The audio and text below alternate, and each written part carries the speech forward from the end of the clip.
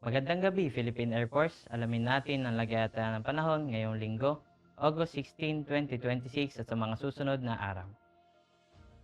At para sa ating synoptic situation, based sa ating satellite image, ang ating binabantayang low pressure area ay huling namataan sa layong 2,395 km east-northeast of extreme northern Luzon at ito ay nasa mababang tsansa maging isang ganap na bagyo sa loob ng 24 oras.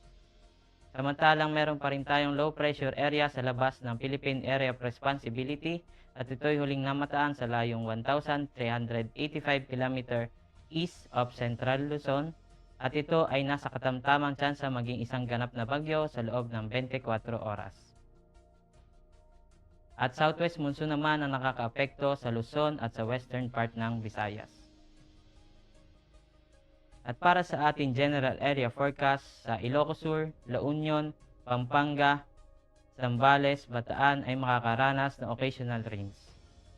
At sa Metro Manila, Cordillera Administrative Region, Ilocos Norte, Batanes, Cagayan, Nueva Vizcaya, Nueva Ecija, Tarlac, Bulacan, Cavite, Laguna, Batangas, Rizal, at sa Occidental Mindoro ay makakaranas ng maulap na kalangitan na may kalat-kalat na pag-ulan, pagkulog at pagkidlat dulot ng southwest monsoon.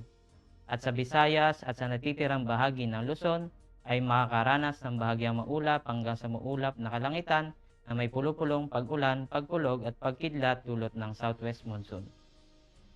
At sa Mindanao naman ay makakaranas ng bahagyang maulap hanggang sa maulap na kalangitan na may pulupulong pag-ulan, pagkulog at pagkidlat dulot ng mga localized thunderstorms.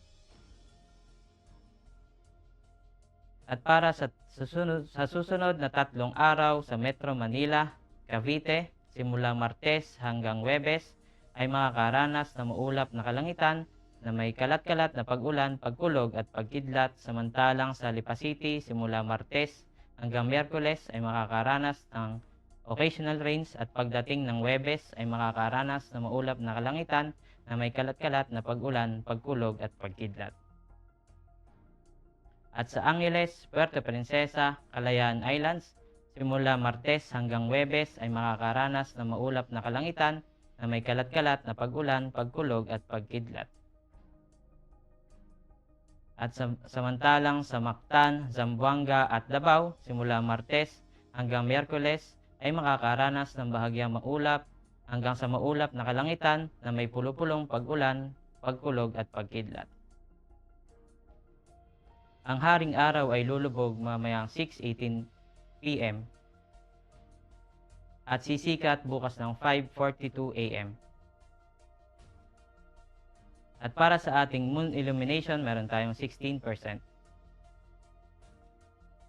At para maging updated sa lagay at taya ng panahon, ugaling i-follow ang Air Force Weather Center sa aming mga official social media accounts. Sa ngalan ng aming commanding officer na si Colonel Hermelino T. Calubiran Jr. PAF GSC, ako si A2C Ken Alfred C. Banaag, your weather broadcaster ng Air Force Weather Center.